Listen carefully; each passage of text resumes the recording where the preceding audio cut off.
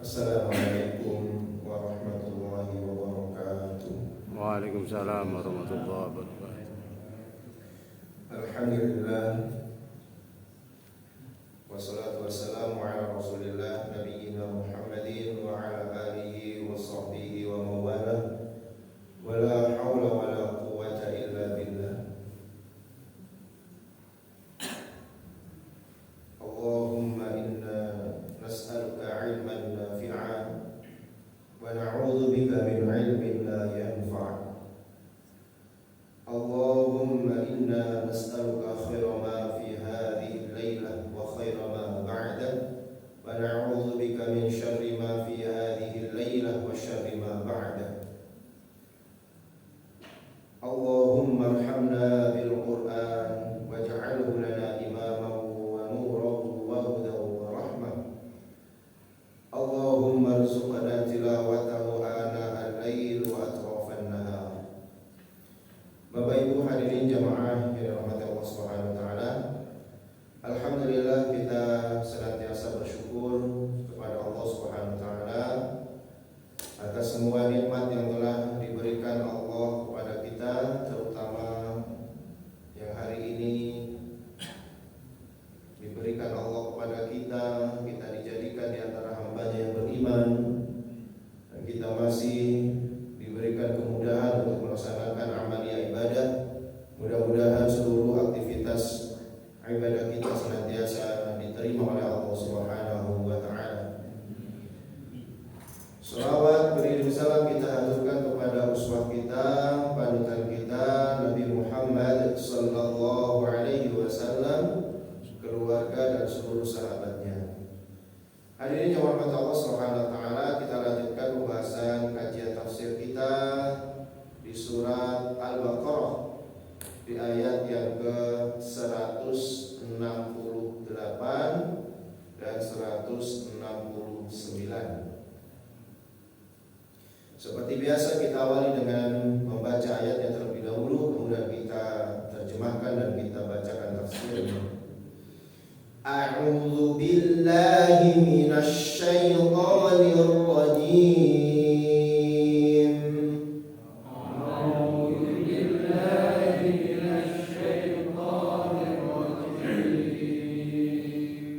Bismillahirrahmanirrahim.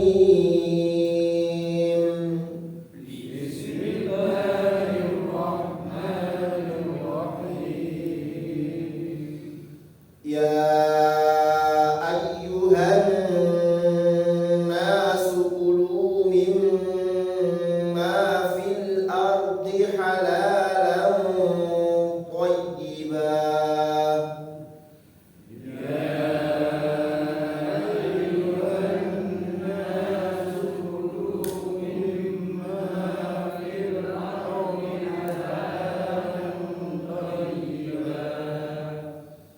ولا تتبعوا خطوات الشيطان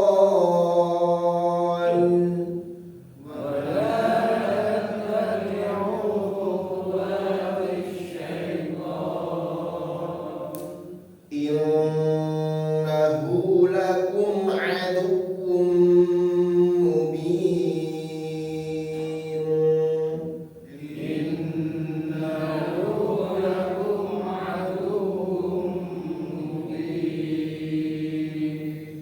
إنما يأمركم بالسوء والفحشاء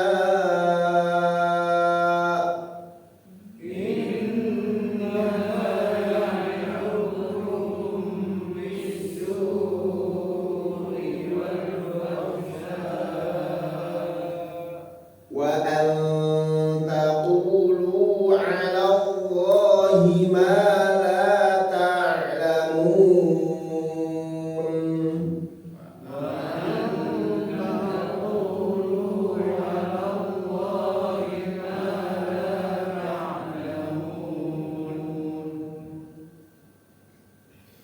Ya ayyuhan nasu, wahai manusia, kulu makanlah mimma fil ardi, dari sebagian yang ada di bumi. Mimma asalnya dari min dan ma. Mimma dari sebagian yang ada di bumi. Halalan yang halal, thayyiban lagi baik. Wala tattabi'u, dan janganlah kalian mengikuti khutuwatis syaitan, langkah-langkah syaitan.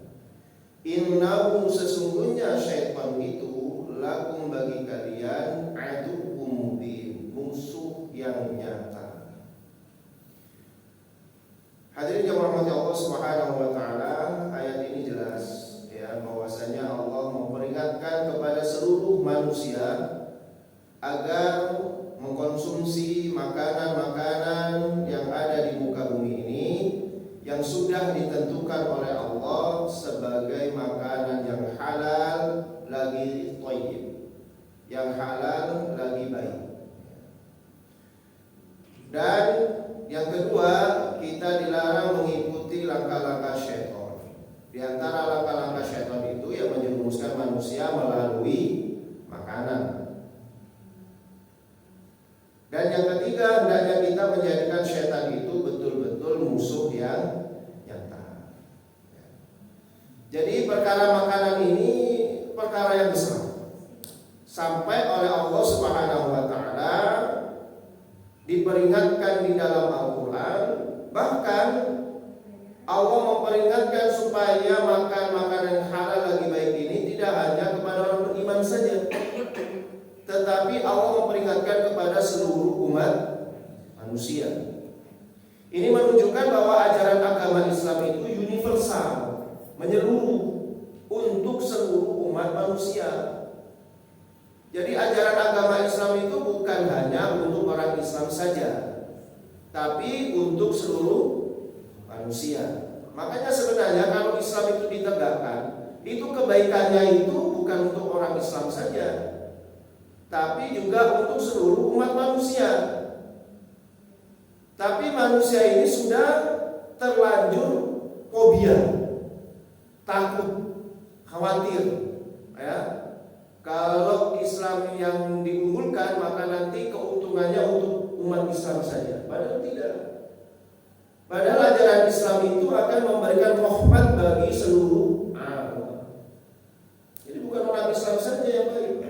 Dan perintah peringatan ini kan untuk semuanya. Ini menunjukkan ini bahwa Islam itu ajarannya menyeluruh untuk seluruh umat manusia, bukan untuk umat Islam saja atau bukan untuk orang yang beriman saja. Dan peringatan akan memakan makanan yang halal lagi baik itu sebenarnya juga untuk manusia sendiri.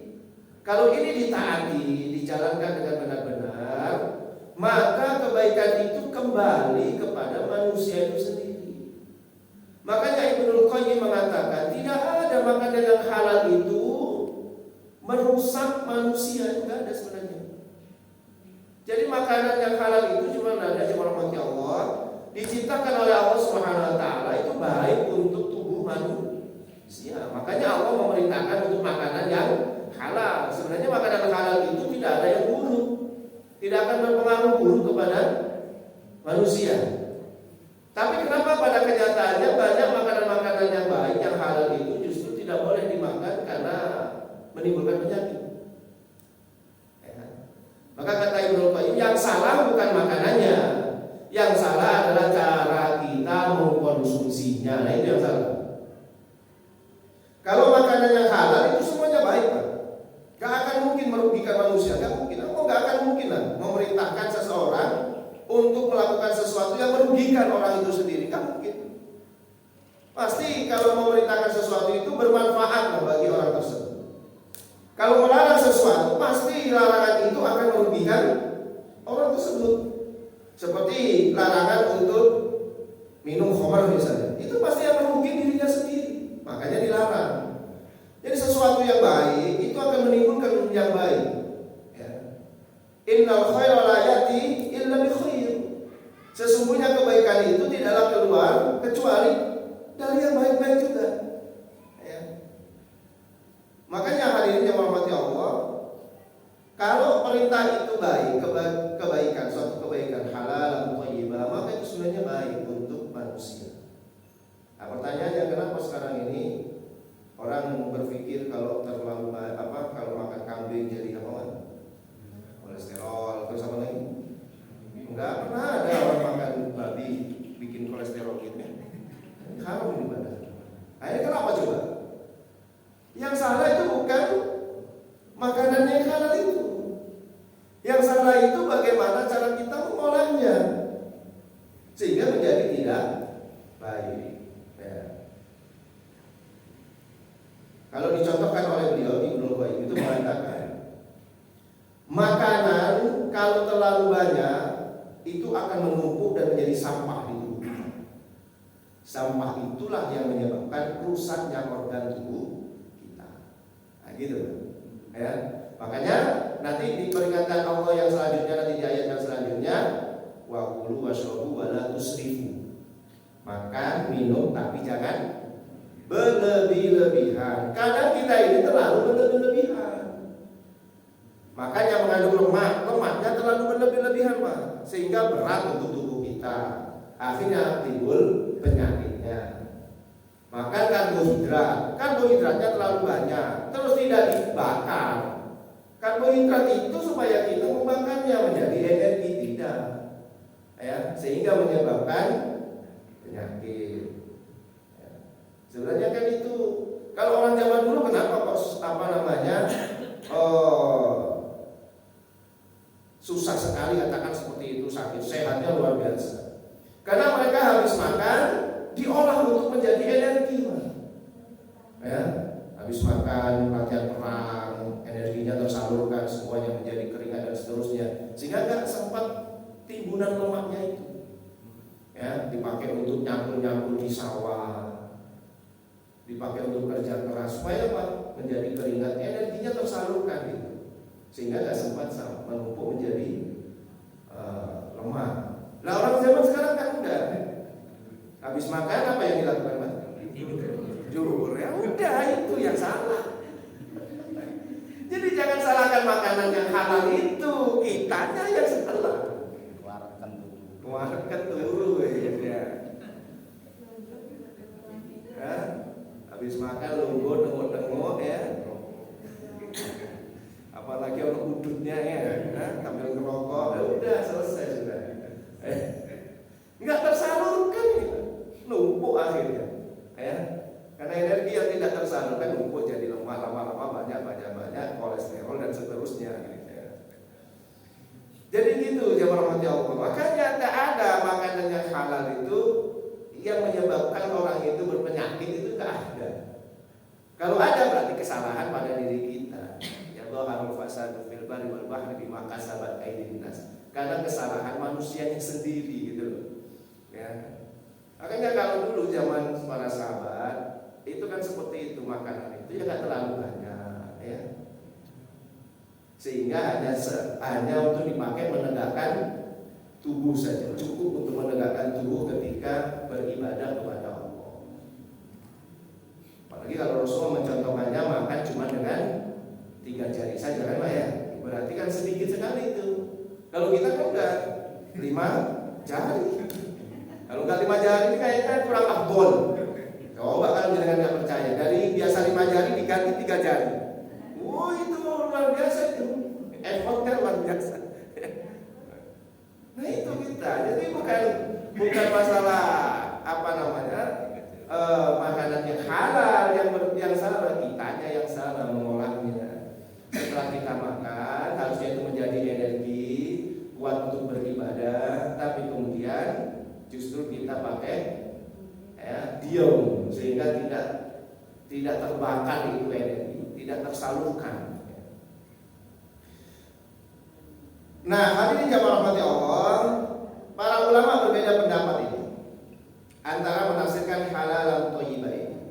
Ada yang mengatakan bahwa halalan itu terkait dengan bendanya, thayyiban terkait dengan cara mendapatkannya. Jadi makanlah yang sebagian apa yang ada di bumi yang halal, maksudnya benda yang halal, thayyiban lagi baik cara mendapatkannya. Karena dua-duanya ini berpengaruh ya warahmatullahi. Halal barangnya, tapi kalau mendapatkannya dengan cara yang maka menjadi haramlah barang tersebut. Makanannya halal Pak bentuknya, daging sapi halal lah dia. Tapi cara mendapatkannya dengan cara yang batil, hartanya ambil dari cara berjudi, dibelikan kambing atau sapi tadi, maka menjadi haram lah dia. Nah gitu. Ada yang berpendapat halal thayyiban itu adalah halal bendanya thayyiban komposisinya. Ya. Jadi walaupun halal itu tetap harus memperhatikan komposisinya. Maka kenapa Rasulullah SAW dulu makanannya itu ada sayurnya, ya, kemudian daging gitu. Jadi Rasulullah nggak sayur-sayur aja, nggak daging-daging saja, sayur, daging. Nanti kalau kita baca kitab Syama'il al-Muhammadiyah, ya, karya Imam At-Tirmidzi, itu dijelaskan itu ada lauknya Rasulullah, ya, minumannya Rasulullah itu apa, itu dijelaskan semuanya jemaah. Itu supaya Pak berimbang untuk kita ini, komposisinya berimbang. Ya.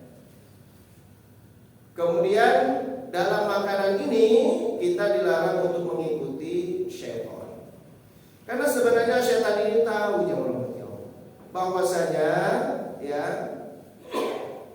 doanya orang yang beriman itu pasti dikabulkan oleh Allah.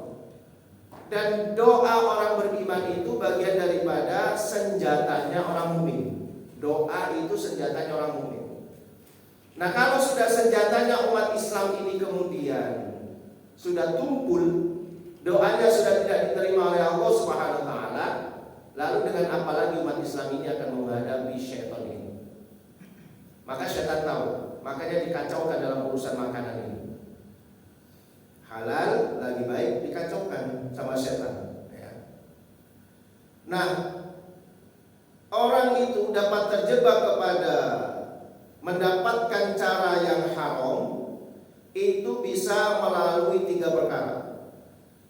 Yang pertama, ya, dia bisa terjebak kepada harta yang haram, ya. Yang pertama, dia melakukannya dengan cara yang batil, menipu, ya, kemudian pokoknya cara yang batil.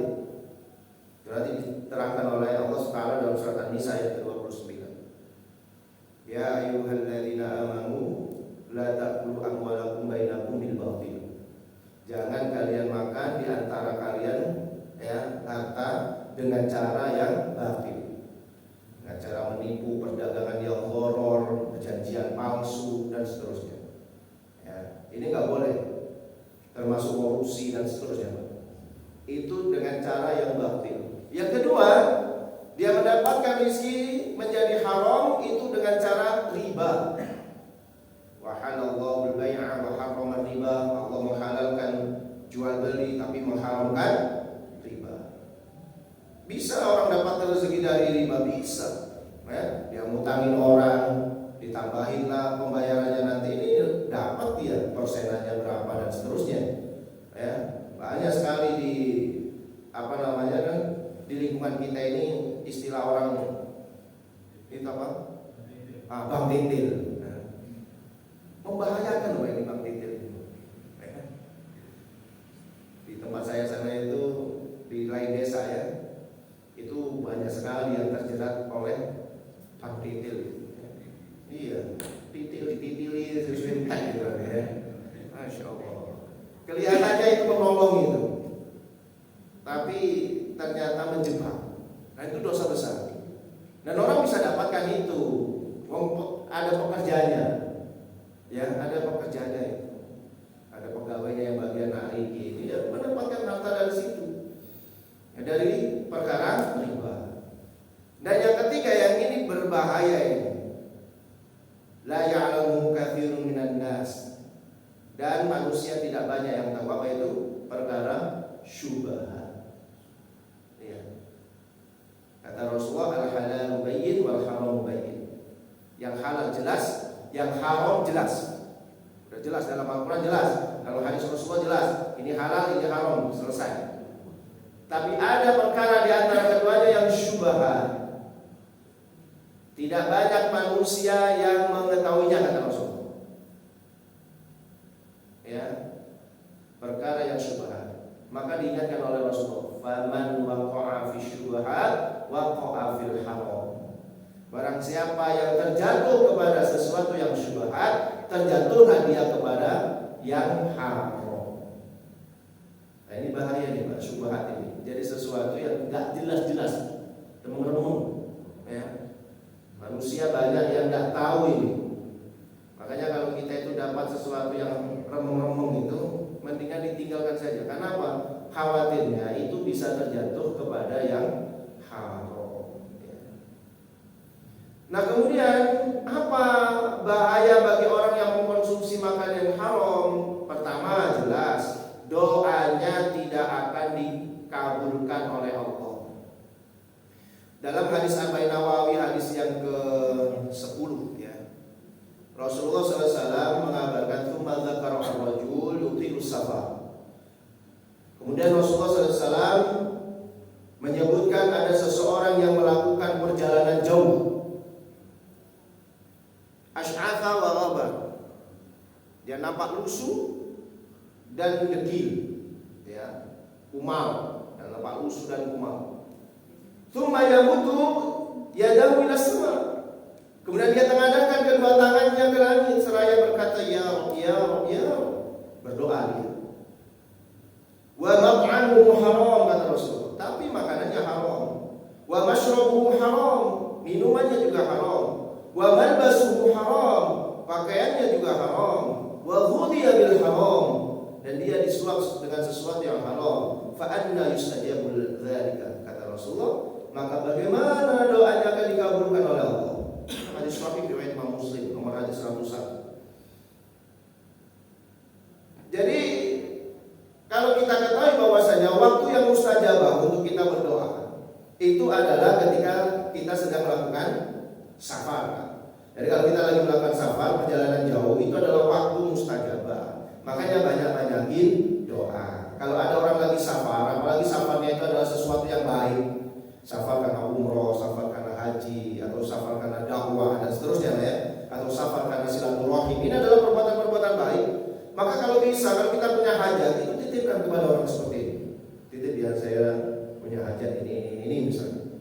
Kenapa? Karena orang yang lagi safar itu doanya dikabulkan oleh Allah Subhanahu wa ta'ala, ya. Tetapi yang dirahmati Allah, kalaupun orang itu melakukan perjalanan jauh yang harusnya dia mendapatkan garansi dari Allah, doanya itu dikabulkan oleh Allah, kata Rasulullah, tapi kalau pakaiannya haram, makanannya haram, minumannya haram, maka doanya tidak akan dikabulkan. Begitu pula kalau misalnya dia mendapati waktu yang mustajabah, ya, atau tempat yang mustajabah. Ada tempat yang mustajabah, tapi kalau dia itu makanannya haram, minumannya haram dan seterusnya, maka doanya juga tidak akan dikabulkan oleh Allah. Walaupun dia itu misalnya lagi safar, lagi umroh misalnya, bahkan diberikan kesempatan oleh Allah untuk berdoa di Muntazam, tempat yang sempit antara Hajar Aswad dan pintu Ka'bah, kurang lebih hanya berapa meter saja itu, Pak. Itu rebutan di situ. Itu adalah Multazam namanya. Disitulah tempat yang istimewa, tempat di mana doa kita akan dikabulkan oleh Allah Subhanahu wa taala. Sulit sekali untuk mendapatkan tempat di situ.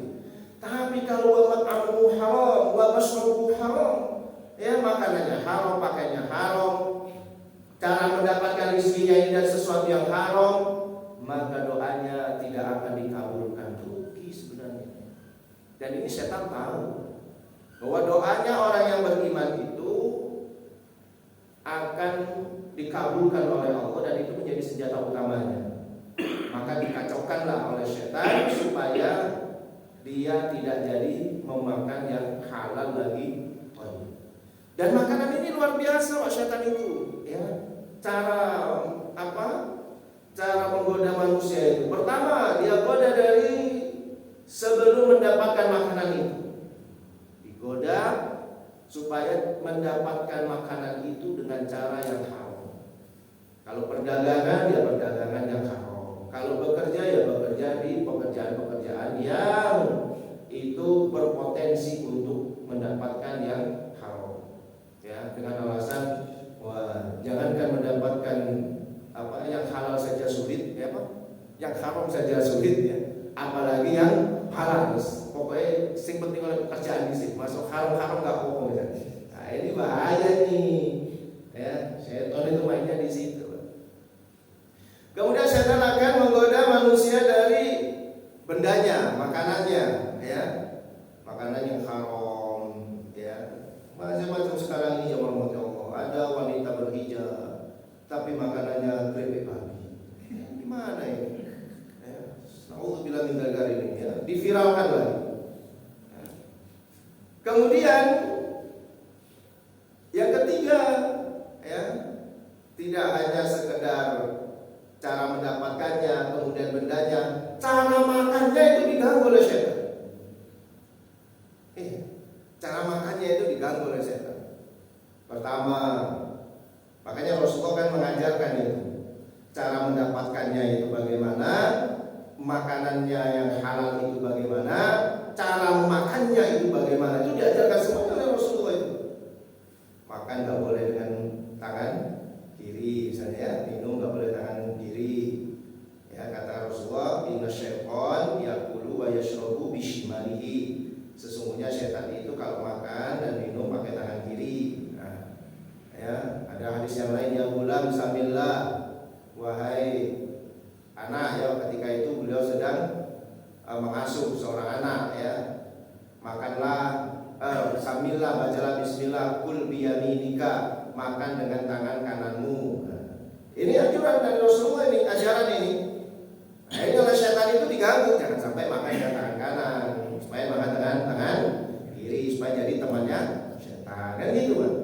Kemudian dalam Al-Quran lagi diterangkan bahwasanya tidak boleh berlaku boros, ya, menyia-nyiakan. Nah, maka makanan kalau makan akhirnya nggak dihabiskan. Nah, ini kan boros ini.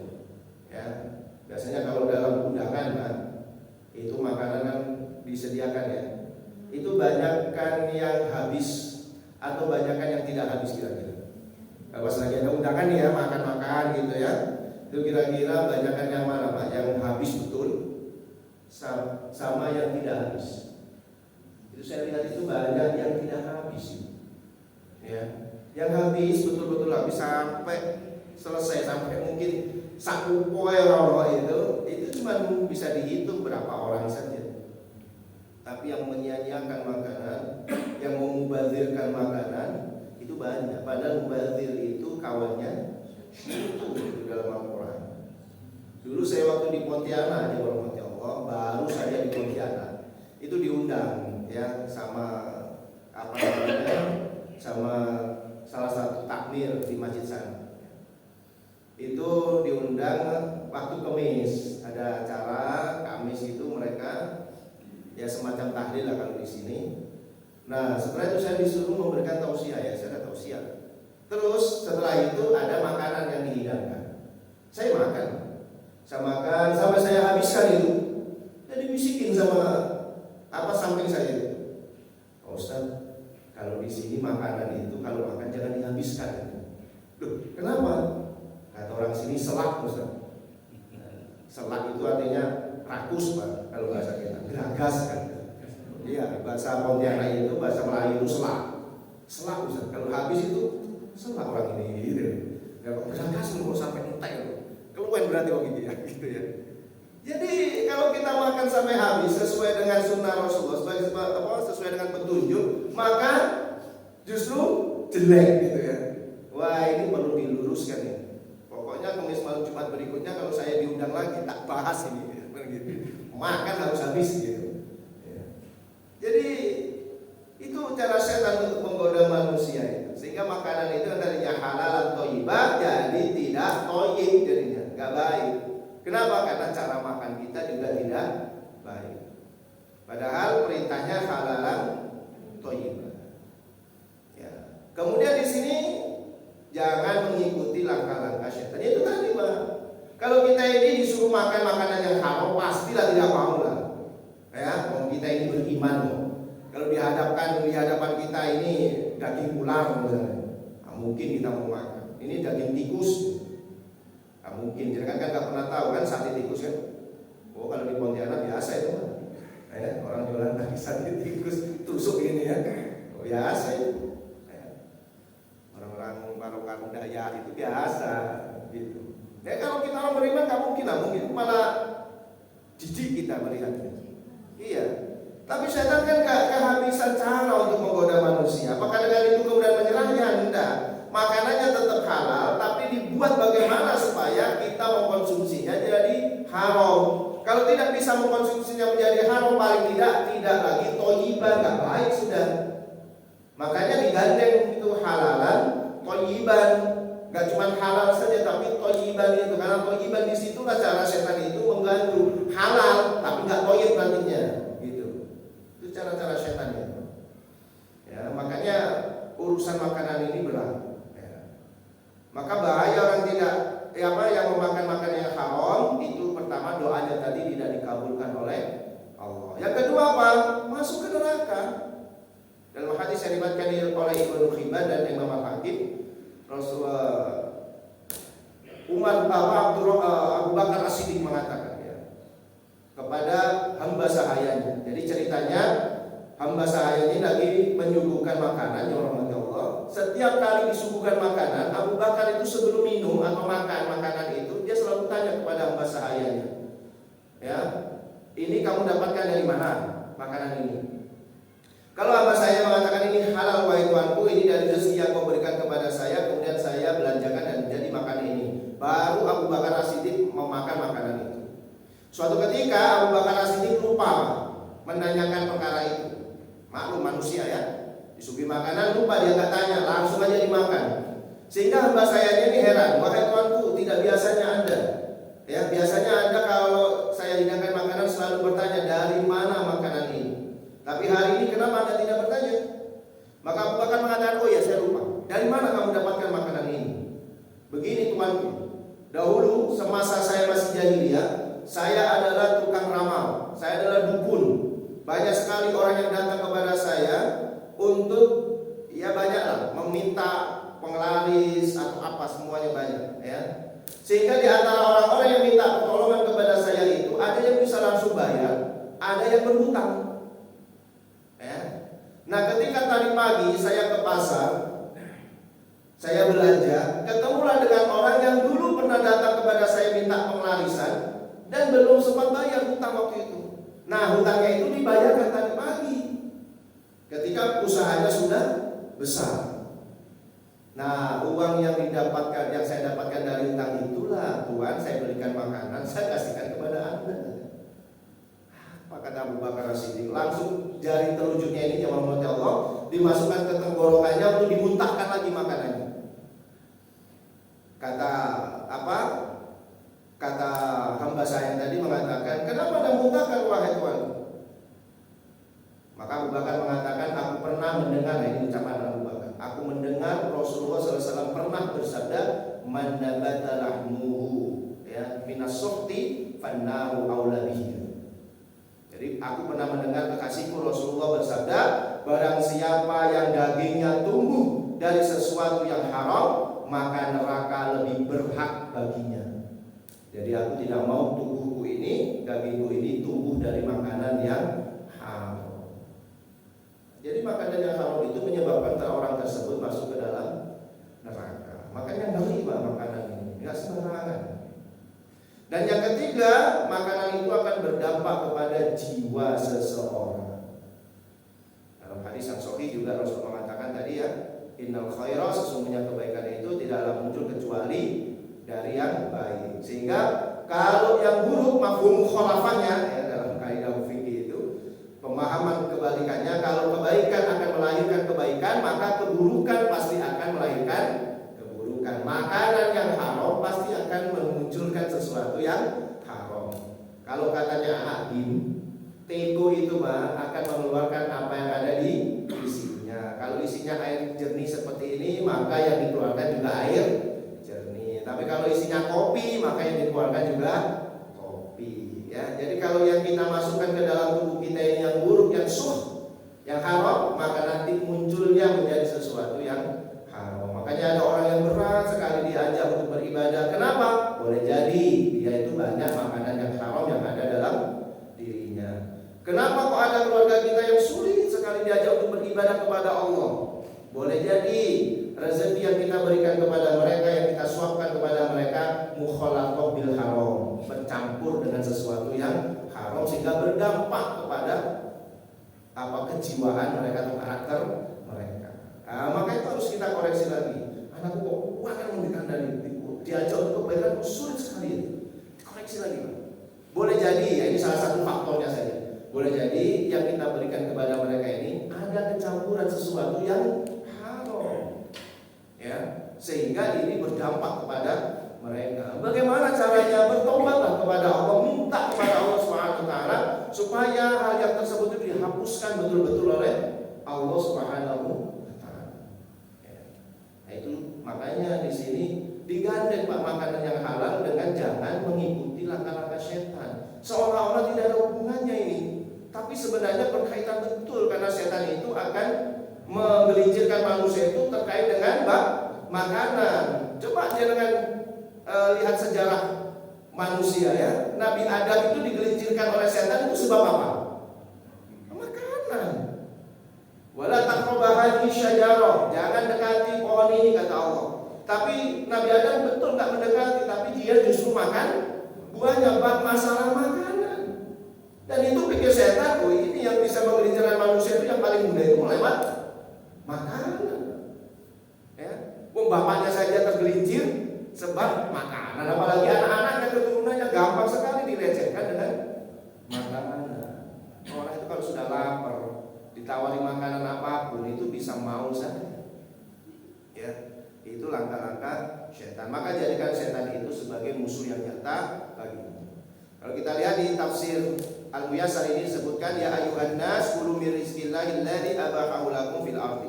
Wahai manusia, makanlah dari rezeki Allah yang diperbolehkan bagimu di muka bumi ini. Wa huwa at-tahiru ghairu najasi. Ya, dan makanan itu yang bersih, bukan yang najis. Makanannya harus yang bersih, bukan yang najis. An-naf'u ghairu dhar. Yang bermanfaat, bukan yang berbahaya. Nah, itu halalan thayyibah itu ya ini maksudnya. Yang bersih, yang suci, bukan yang najis. Yang bermanfaat, bukan yang mengandung mudarat. Wala tattabi'u turuqasy syaitani fit tahlil wa tahrim. Dan janganlah mengikuti langkah-langkah setan, jalan-jalan setan di dalam perkara yang halal dan yang haram. Ya, jangan diputar balikkan ini haram, ini jadi halal atau sebaliknya, ya tidak boleh. Ya. Wal bi'di wal ma'asi, perbuatan bid'ah dan kemaksiatan. Innahu aduwwun lakum dhahirul adaw. Sesungguhnya setan itu musuh yang nyata bagimu. Ya, kemudian setan itu kenapa harus kita jadikan musuh? Karena kata Allah innama ya'murukum bis-su'i wal fahsya. Karena sesungguhnya setan itu hanya menyuruhmu perkara-perkara yang jelek dan fahsya, perbuatan yang keji. Wa antaqulu, dan mengatakan ya 'alallahi, atas Allah la ta'lamu, terhadap apa yang kamu tidak ketahui. Jadi setan itu di sini ada innama. Ini kalau dalam bahasa Arab ini namanya adatul hasyar. Jadi pembatasan, Pak. Bukan, ini artinya bukan sesungguhnya sebenarnya. Ya, artinya hanya saja. Ya, tapi kalau diartikan gitu kurang paham ya. Hanya saja dia menyuruh kamu, tidak. Sesungguhnya sesungguhnya setan itu hanya menyuruhmu.